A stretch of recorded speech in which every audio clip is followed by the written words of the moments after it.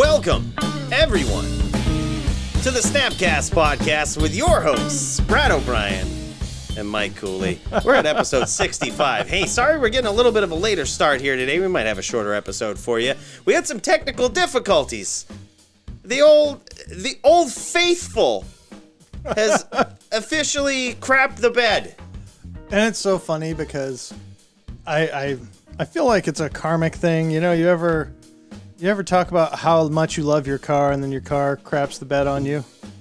I was just talking to our mutual friend Nicole yesterday about how great this new Mac computer that I had bought. New Mac computer that I had bought used. Like so I bought it's 6 years old. Yeah, I bought a 2015 iMac to use as the production computer. And I mean, I bought that 3 months into the podcast. Yeah, like it was pretty recently. I mean, the podcast is like 15 months old, so. Anyway, I bought that computer less than a year ago, let's say. I bought it used, refurbished on eBay, and the cooling fan apparently went at some point between last Thursday and today, and I didn't know. Yeah. Until we started to try and prepare for the cast and load up some information that we wanted to share with you guys because event results are back. You've reached the SnapCast podcast because you have reached a podcast about magic and magic-related things. That's right. We are geared towards the casual Magic player with a competitive interest in Magic finance. If you like to know when to snap cards up, when to snap cards away, and when to just look at some cool flashbacks, that's what we do. That's what we do.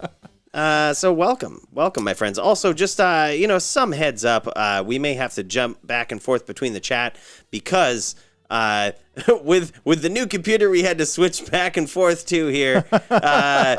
We failed to set up the chat that displays on screen. So if we're a little delayed, we apologize, but we'll get to you. We will get to you, my friends. Oh my goodness, and that's so.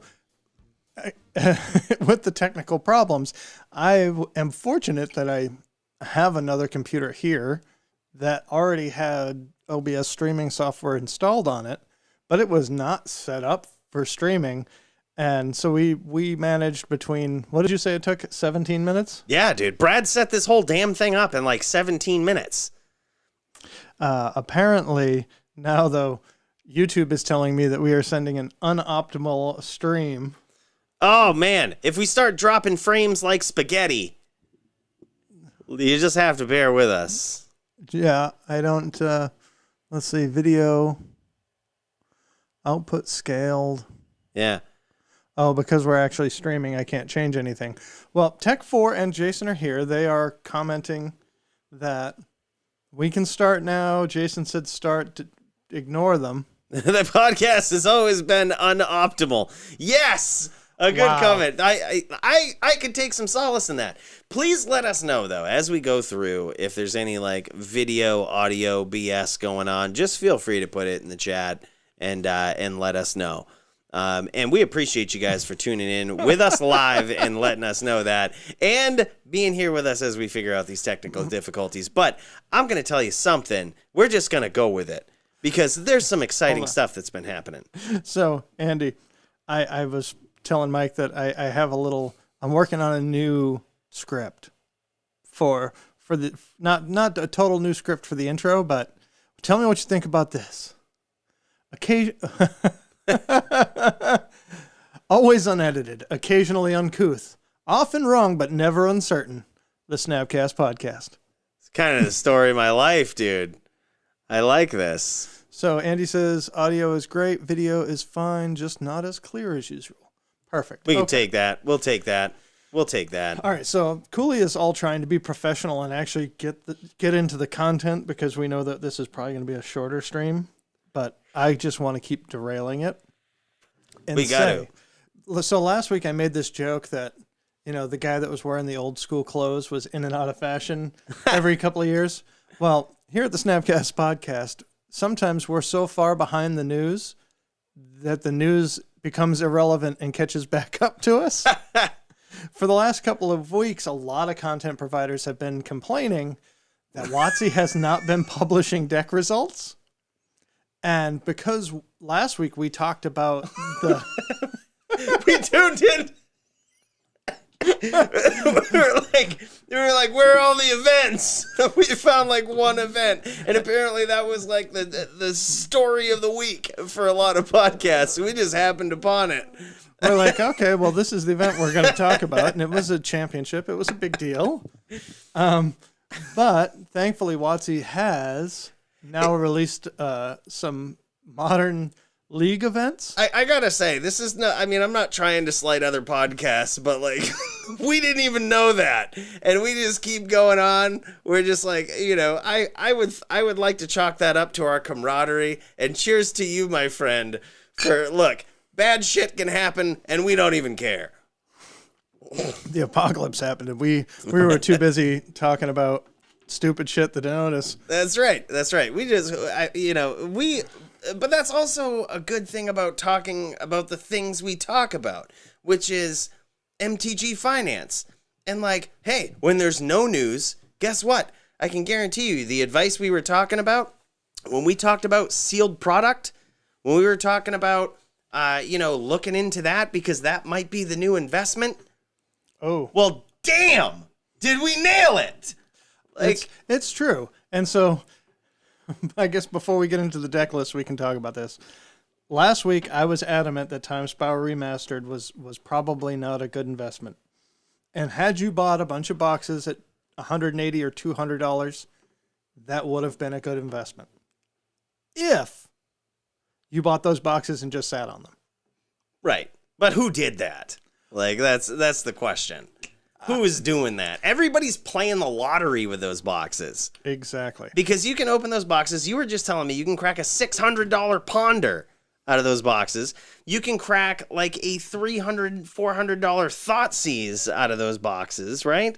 Like, the lottery is real with those. So I feel like a lot of people are cracking them right now. Yeah. So one of the things that is odd, and this rarely ever happens, is that with Time Spiral Remastered, the cost of the boxes are going up, but the actual cost of many of the cards are still going up. We talked about this last week. Like, this is exactly, I mean, I think it was one of those, like, tongue-in-cheek things we might have said before we went out. That was like, buy the cards because the card values will be going down, and the box prices might go up because people are trying to buy more boxes to play the lottery, and they're trying to sell their cards to recoup their investment. I remember saying that. Sometimes the dumb shit I say kind of pays off. But it's true. Some of the card prices are going down in the set, but the box values are going up. People want to just keep rolling the dice. Right.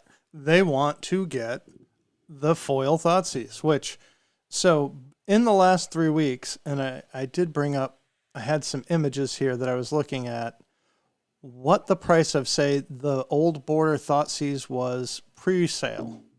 So pre-sale, the old border Thoughtseize was, and I'm not talking about foil. We'll talk about foil prices to begin with. But the old border Thoughtseize directly started out at $66.44. Then after launch, dropped to $45. And now when I'm on TCG Player, it's dropped a little bit more. Yeah. But let's look at that foil, baby. Oh, man. Let's look at the market price on Time Spiral of a foil Thoughtseize. To bring a real stock market comparison to it, it's like buying into a SPAC before they merge. Like, the price just goes up through the friggin' roof, and you're like, oh, okay, like, this must be a good buy. But then when it actually drops, like, you know what I mean? The price of it goes down. Like, so we talked about how rare the foils were. The likelihood that you're going to get the foil, the $485 $500 Thoughtseize that literally just went on the market. Oof. And it's so funny because the regular printing of Ponder doesn't even, oh, there it is.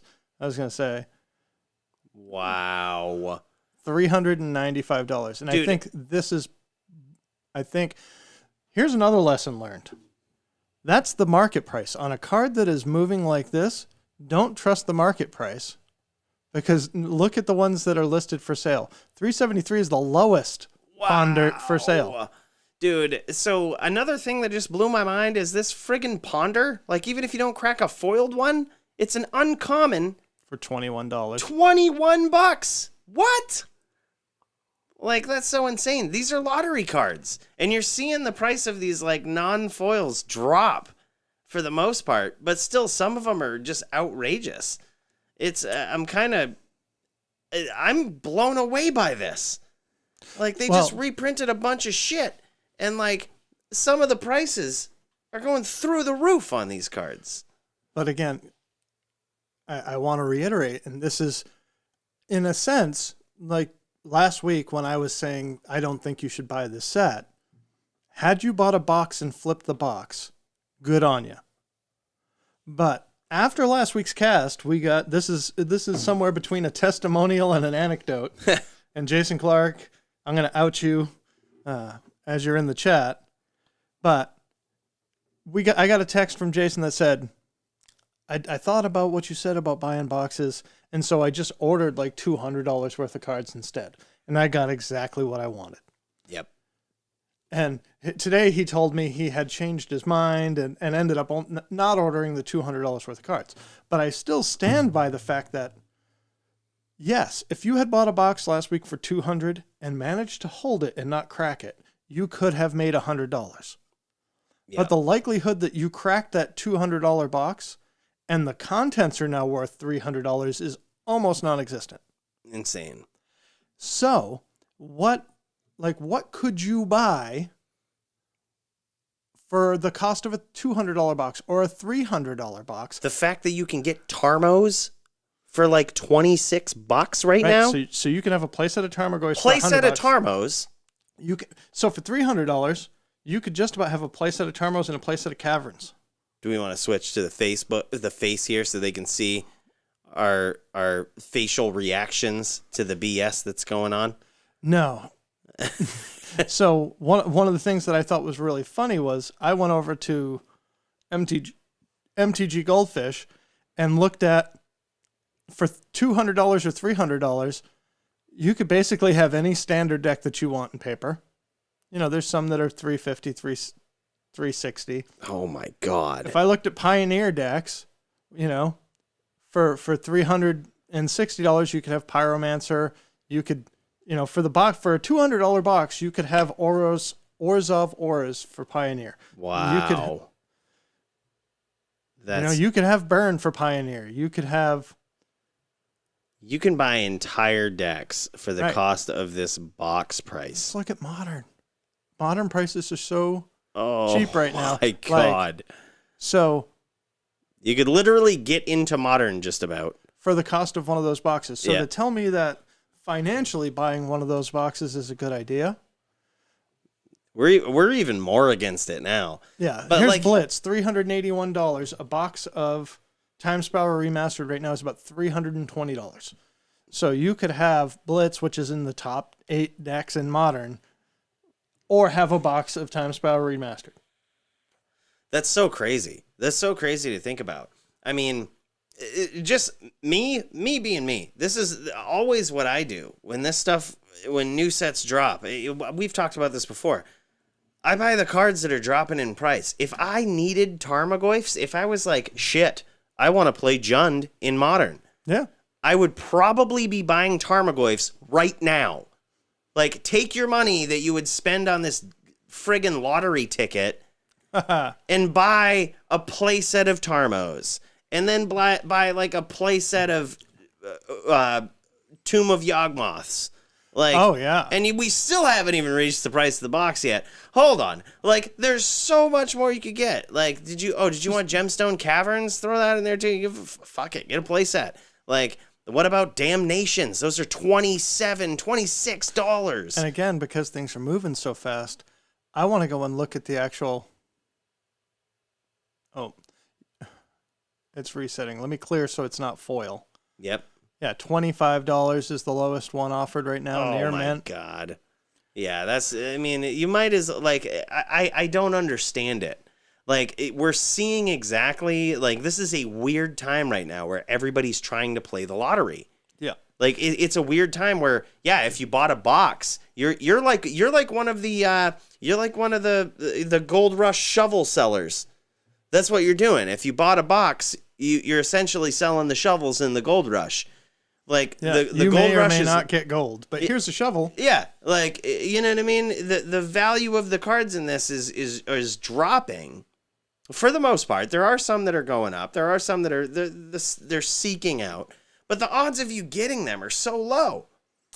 Well, there was so much press, and we contributed to this, but there was so much press about the fact that the foil alternate arts, the time-shifted foils, are as rare as any masterpiece that they've printed before.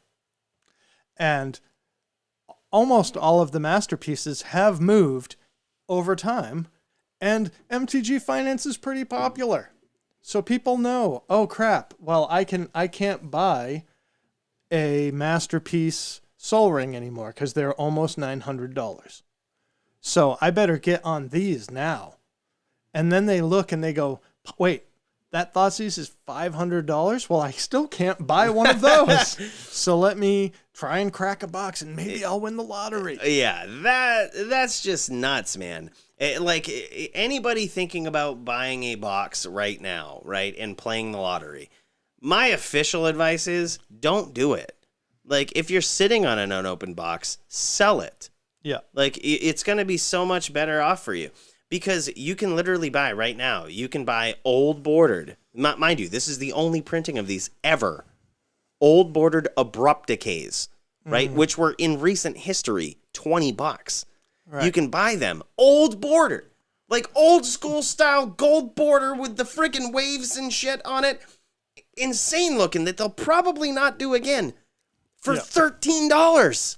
Yeah, put $300 into those. Yeah, put your money into the cards that are unique and just reprinted in these, that has dropped the value, that people are trying to sell to recoup their investment on these boxes. That's the way to go, dude. Old Border Vandal Blast, get those, dude. Like, so, what red deck in, what deck in Commander that runs red does not run Vandal Blast? I'm gonna come clean with you, listeners, and Mike. I had initially said, I'm not going to buy a box of this set. I'm going to spend $200 on the staples that I want from this set. And then all of this craziness has gone on this week. And so when I looked at TCG Player and thought, where do I want to spend my $200? I actually found a seller selling that had 4 old art Vandal Blasts in foil for $50 a piece. And thought, this is a Commander, this is an EDH staple. It's as rare as any other masterpiece. Yeah. And then I went and looked. And right now, the lowest price listing 3 days later. And you got these? You bought these? Oh, yeah, I bought Oh, good investment.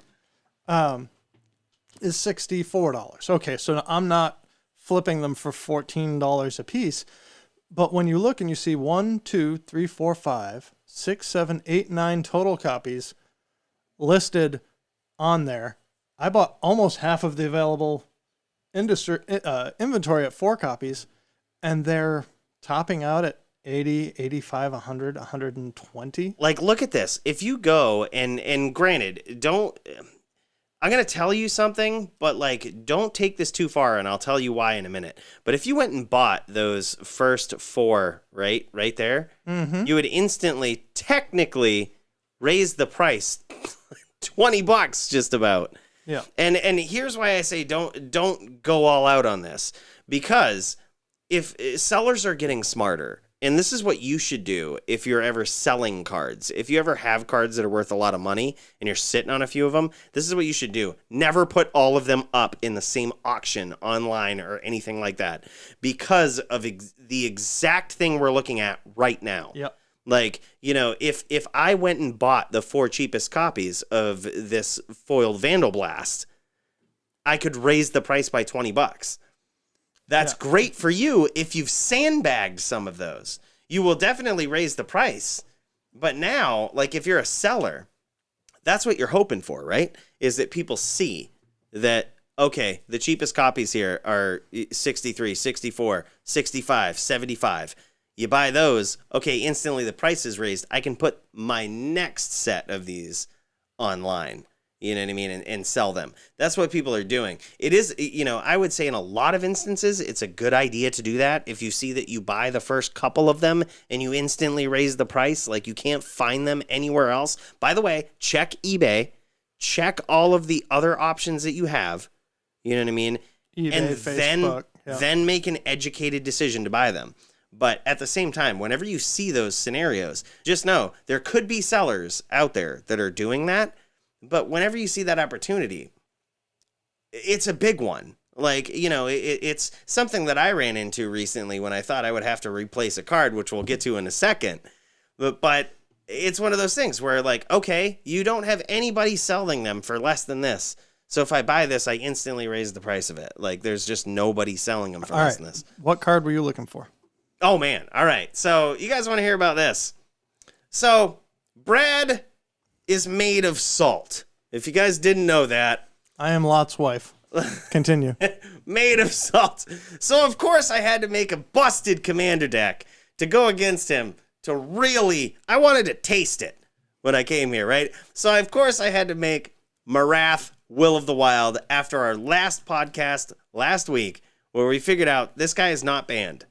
I was under some Mandela effect impression that I thought Marath, Will of the Wild was banned as a commander. Come to find out he's not.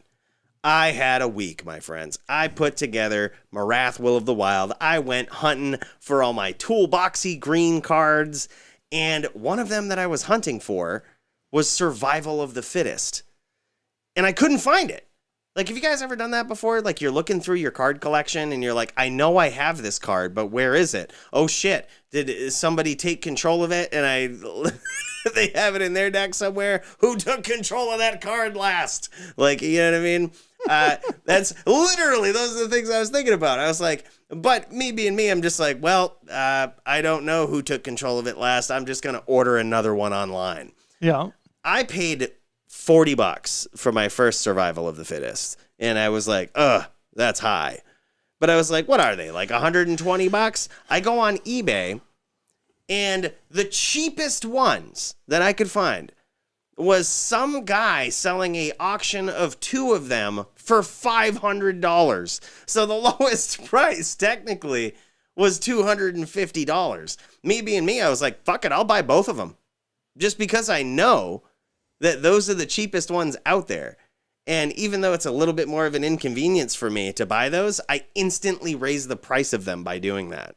Like, it's instant, like almost instantaneous gratification that, like, I've bought the two cheapest copies online right now that for $250, and the next one up is like $263, $265.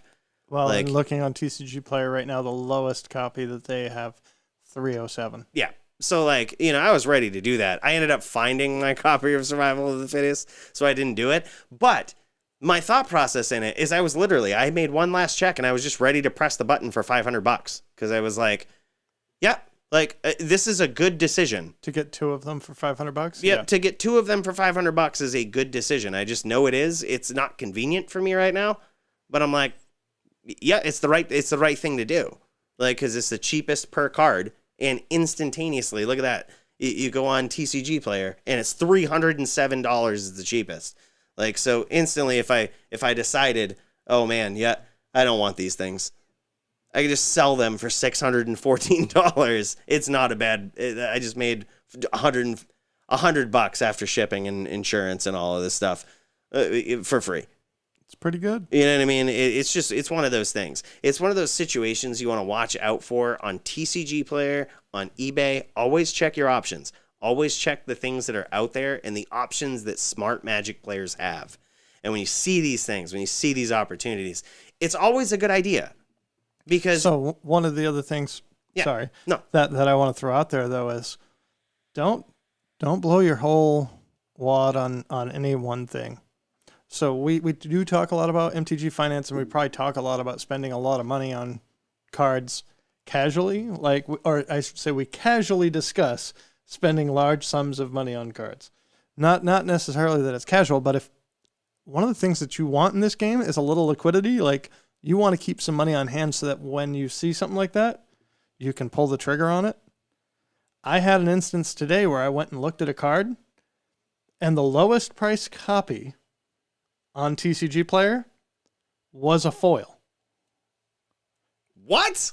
And it was an LP foil of a modern staple, and it was, with shipping, cheaper than the next cheap regular copy. Yeah, so insta-buy. And that was it. I was Insta-bin. Brad from 10 years ago wouldn't have had the $30 in the bank to order that one copy of that one stupid card. But that's what I think of when you talk about this, like having the $500 on hand to buy from that eBay seller. Right. I get sketched out about buying, multiple $100 cards on eBay where just, especially reserve list, those sort of things, like show me pictures of everything. Yeah. Is the copy that I'm going to get in the mail the same one that you had the pictures of? Right. I just got Savannah last week, and I got it in the mail, and I was like, is this real? Did I just throw $250 into the fireplace? Right.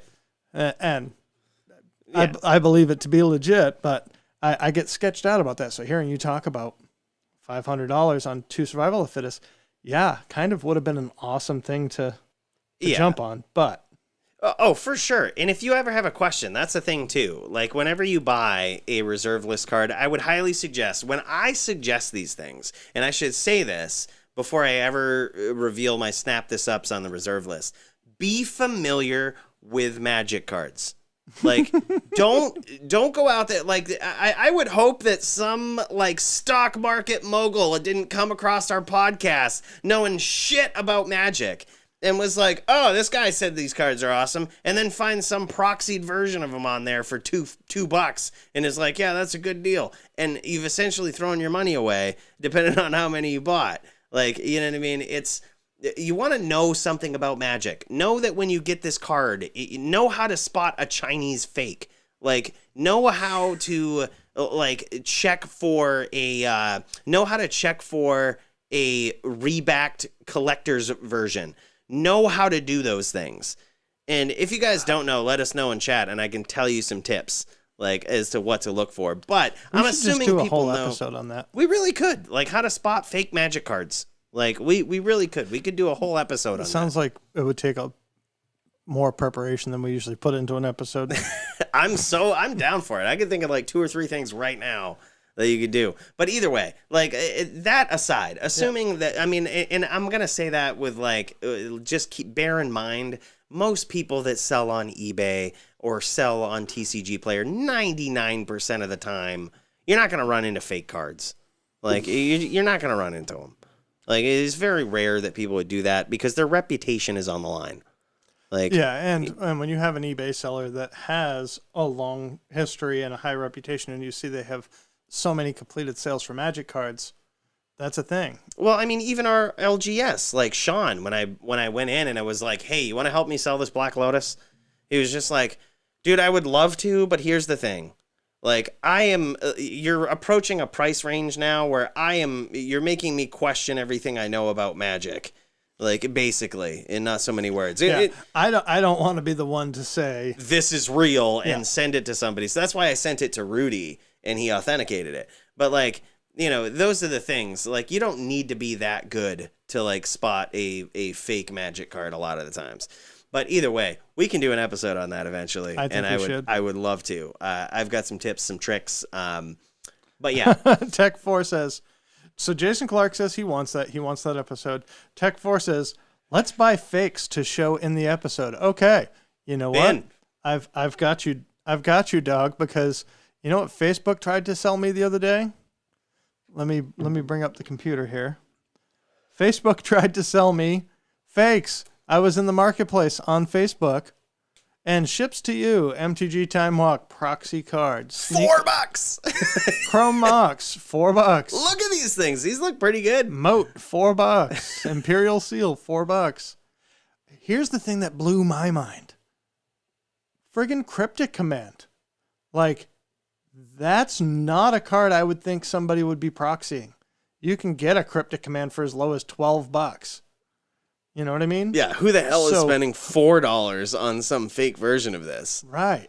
And it makes you think, okay, it's worth the proxying company or whatever, the Chinese fake company, to make Imperial seals. Those are big ticket items. Right. And it's interesting because what these companies don't want to do is put out 10,000 Imperial seals tomorrow.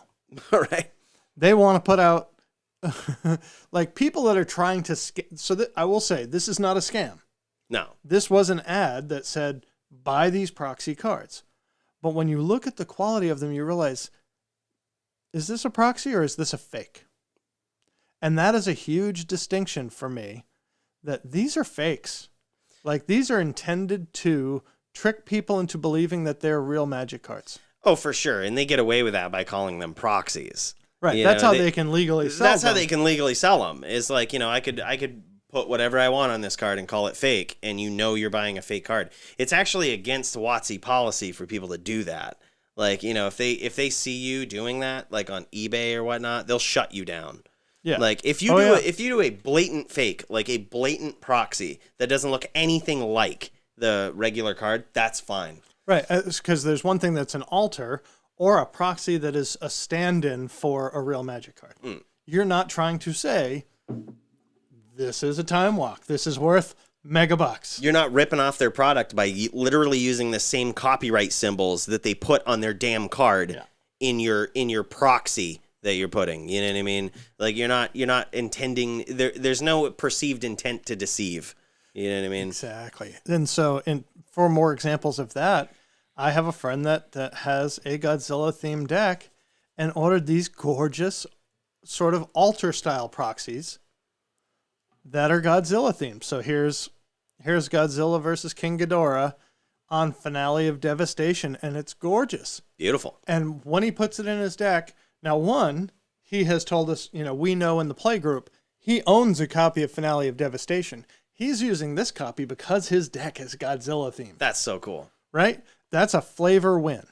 But he's not trying to tell me that that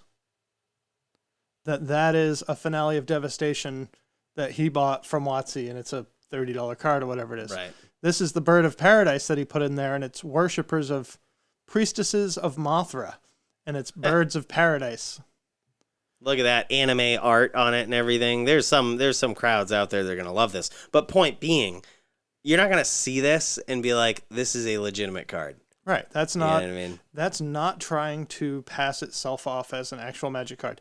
And the most obvious. Check this one out. Smothering Tithe. For the people that are listening to the audio, so someone made a proxy of Smothering Tithe that has Bernie Sanders on it with a quote that says, "I am once again asking for your financial support." And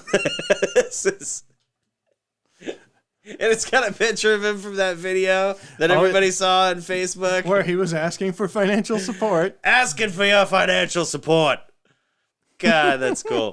Those are proxies. Those are something you're gonna see. You're gonna be like, oh, you're never gonna be reasonably confused that was an altar or something like. Right. You're not trying to scam me and play cards that you can't afford. Right. You're not trying to, I'm terrified to buy fake cards. I really am, because I think that they are getting better, and seeing things like that cryptic command reinforce my fear, because it's not just the $100 cards. It's not just the $500 cards. Right. It's the friggin' $20, $30 cards that they're starting to rip off. Did you hear about that story of Brian Harnish at one of the state tournaments? He went to it, and his opponent played some cards across from him, and he was the dude. This is why I love Harnish. He was the dude that's just like, "Can I see those cards?" And he like takes them out of the sleeve and is just like, "These are fake." And like calls over a judge, and like they were indeed fake. Some of them are really bad fakes, but like at the same time, like there's so many people out there doing that. Like it's in my opinion, if I'm being completely honest, as a Black Lotus owner, I buy a lot of Black Lotus fakes, and here's why: because I want to know how good they are. Like I want to know how good people are getting. at making Black Lotuses or making cards, because I want to know. Like, I want to know, have you reached the point yet where I, as a genuine Black Lotus owner, I cannot tell if I start shuffling these up which one is real? I've never seen one that you can't pick out immediately and be like, no matter how good they are. The best ones I've seen, by the way, quality and everything, are Chinese fakes. Yep. And still. The number one. You can tell, like, this is fake. So if you know nothing about Magic cards in the reserve list and all this stuff, like, don't go scooping up all of the cards that we talk about. But if you do know, right, and you can tell, some of these are really good picks, man. My pick of the week, my snap this up while we're into it, while we're on the subject, is definitely go on eBay right now and buy all of the sub $300. The sub $300. Now that I've seen my other options, go buy all of them that are under like $270. Survival of the fittest. Like, I can promise you there's only like 5 of them. Like, if you've got a pile of money where you're like, I could put this in the stock market or I could buy Magic cards, do that. Like, it's almost instantaneous. You've raised the price of it. Well, and the stock market has been very unpredictable as of late. Oh my God, dude. It's been ridiculous. So, yeah.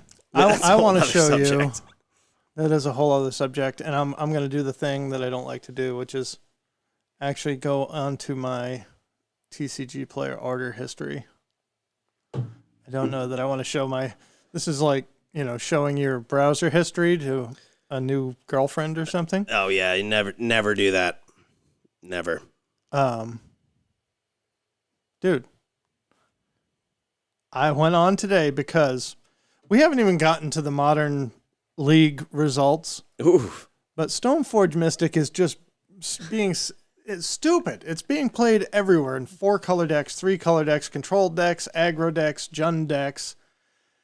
And I just traded one at the shop a couple of days ago to somebody, a regular Double Masters Stoneforge Mystic. And so I went on and I thought, well, I'm just going to look and see if I can replace this. And here was Prodigy Games, which has like 50,000 sales. It's shipped TCG Player Direct. Lightly played foil Stoneforge Mystic just happened to be up.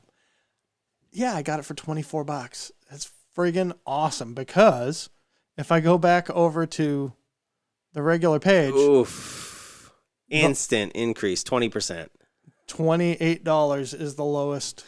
So, to put this in perspective, even still, right? What was the card we were talking about? You're a Humans player, you'll know this. What was the card we were talking about Auriok last? Champion. Fuck, I love this guy. We were talking about Auriok Champion last week. Recently, a reprint. And this card was, at one point, $5. Shit you not. You can buy just about right now buy 2 Stoneforge Mystics. It sounds like a fucking joke. You can buy 2 Stoneforge Mystics for the price of 1 Auriok Champion right now. That sounds stupid. And same applies to Tarmogoyf. Yep. Are you kidding me? Wow. These reprints, man. So I had Auriok Champion on the brain because actually Jason Clark in the chat said today on Facebook that he really is looking for... He has a great collection of the Double Masters extended art foils. He's got most of the swords. Jason Clark in the chat. I don't want to talk about Auriok. That card is stupidly expensive. Oh, man, it's bad. And so he's really looking to complete his collection of swords by getting the full art Sword of Feast and Famine. And I have one of those. And I want one of the Force of Wills. But I want to have my cake and eat it too. typical competitive MTG finance player over here. I don't want to have to give up my sweet sword to get the sweet Force of Will. Man. But so we were talking about Auriok Champions today and how overvalued they are. But we also were talking very excitedly about playing Modern again soon. Man, it's coming up. And look at this. Brad is showing off on camera right now. He's got a little Band-Aid. I got my little Walgreens Band-Aid. He's got his little Walgreens Band-Aid. He went and got himself one of them immunity shots there.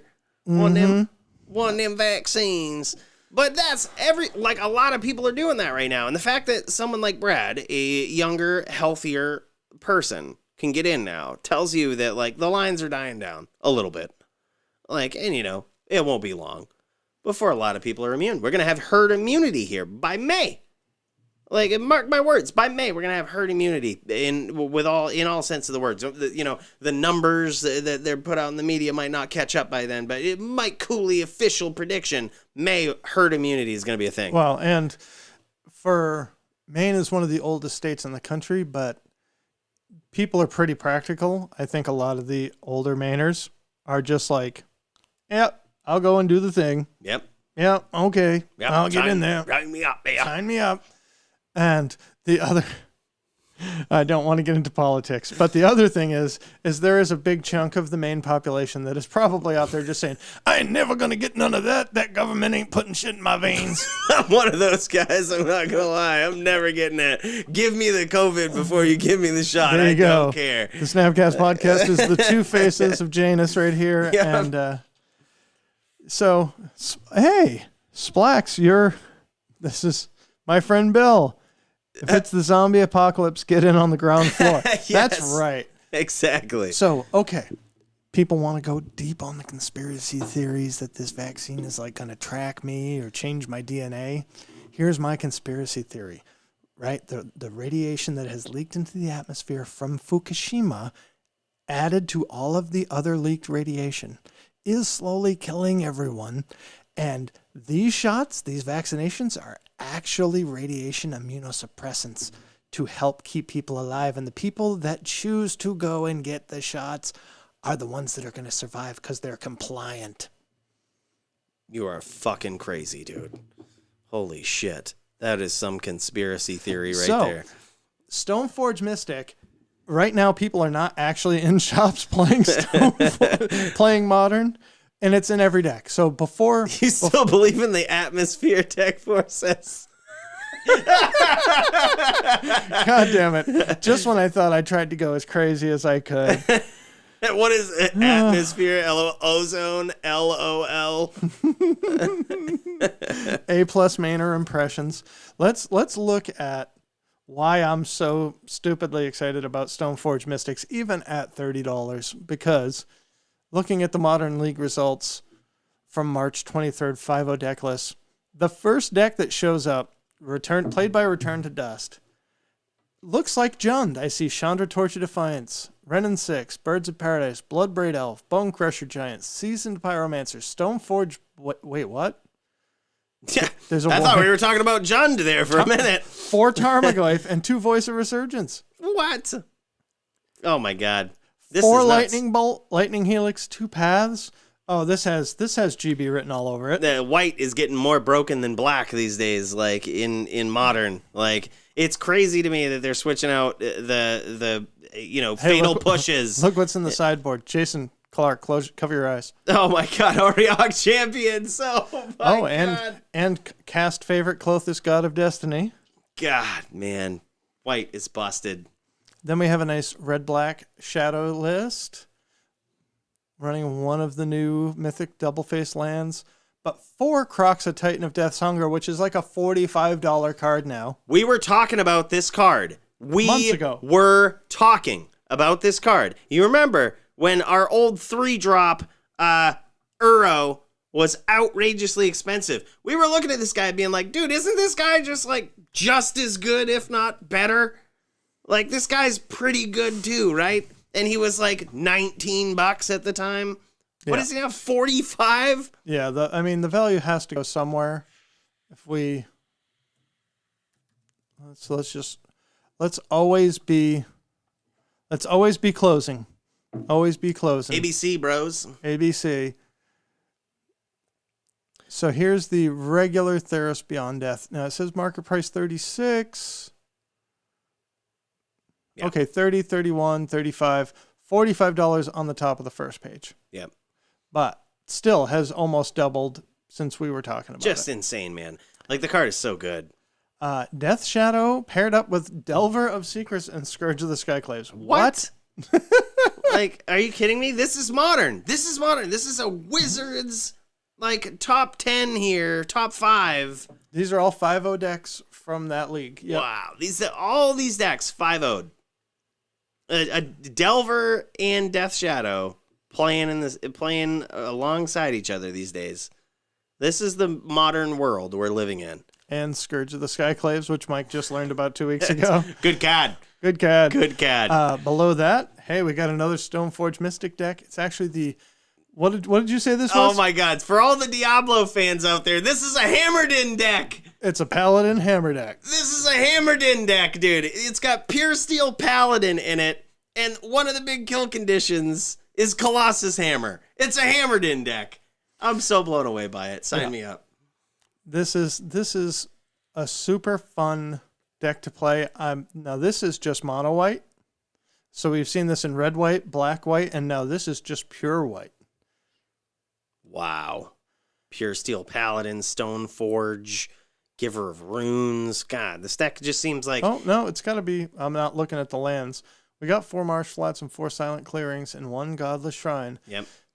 It does have a Lurrus. It has Thoughtseize and Fatal Push in the board. Yep. Lurrus can be played for straight white. That's true. Yep. Why isn't it not showing up? You suck. Anyway, but... It does splash black in the board for disruption. Yeah, so it is the black-white list. Oh, look. Another deck with 4 Stoneforge Mystic. Damn. Black-white mid-range. And I'm telling you, this is the dichotomy that we're looking at right here. How many Oriok champions have you seen? You've seen some in these lists, but you've seen at least twice as many Stoneforge Mystics. Oh, yeah. Like, this is nuts. Liliana of the Veil, back up to $100. Is it? Yeah. We called that one too, didn't we? When yeah. we said, the shock on my face, I hope in that episode you saw the shock on my face when I saw that Liliana of the Veil was $60 at one point. I was like, what? Yeah, if I didn't already have 5 of these things, I'd be like scooping them up. Like, this is stupid low. Just straight Dimir control with 2 Jaces, 4 Snapcasters, and some Tassigers. This is going old school. Ooh, Damnation. Blood Chief's Thirst, that's cool. Modern, standard staple. Hell yeah, dude, that card is there. good. Then we've got, I hope this one's for Jason Clark. This is a primetime deck. Running Eladamri's Call, Mike Sley's favorite card. A Luca Coppercoat Outcast. This is a polymorph deck without polymorph. Interesting. That wants to hit Emrakul by sacking a Birds of Paradise to Luca. Oh my God. Welcome to Modern, my friends. How many Planeswalkers did that deck have in it? 12, 15. Oh my God. 15. The day has come. You can run 15 Planeswalkers in a competitive Modern deck. And those Planeswalkers are Chandra, Torch of Defiance. We preach it all the time. Take note of the suggestions and the things that we've talked about in this cast. Chandra, Torch of Defiance. 3 of the 4.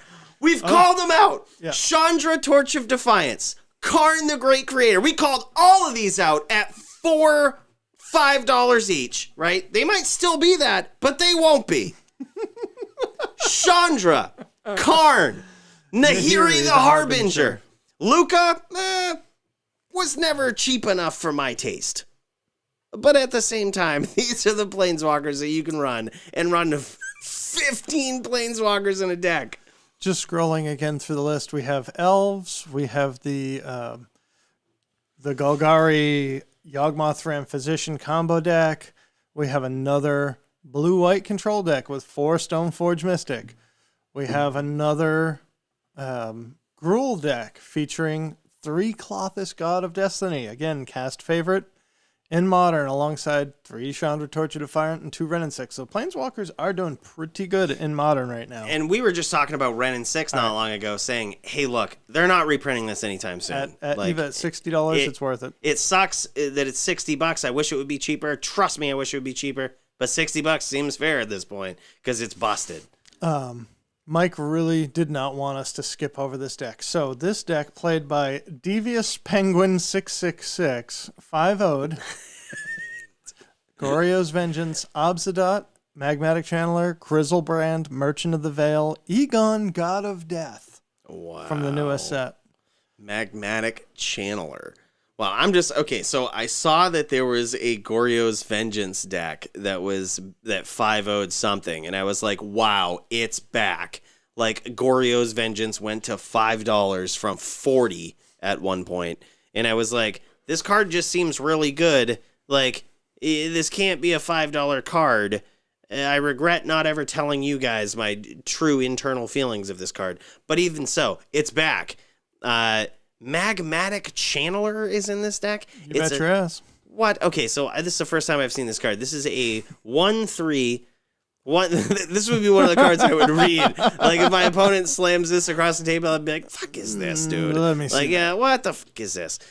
2 mana, 1 red, 1 colorless, 1/3, and it says, I'm reading this for the first time.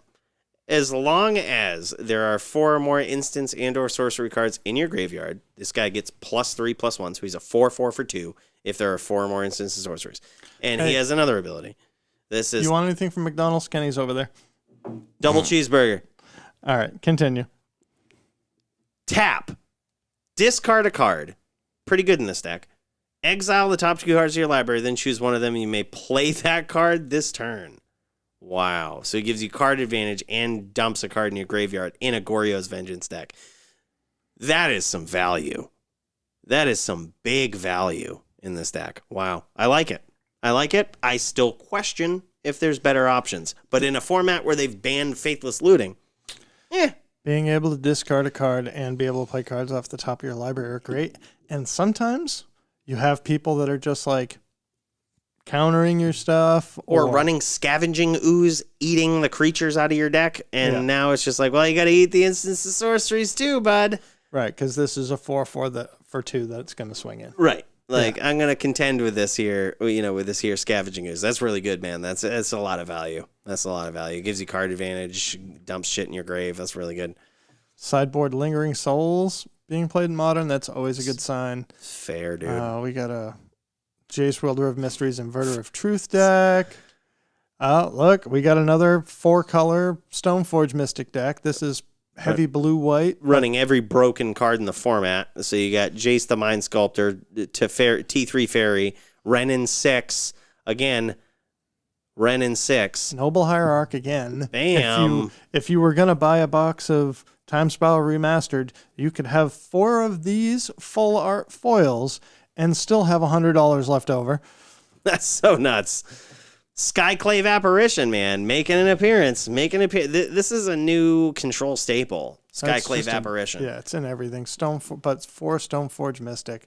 Being run right alongside of Spell Queller. And I'm looking at Stoneforge Mystic.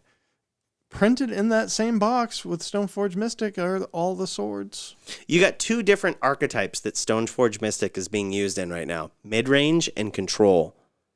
Like that's big, dude. Especially in an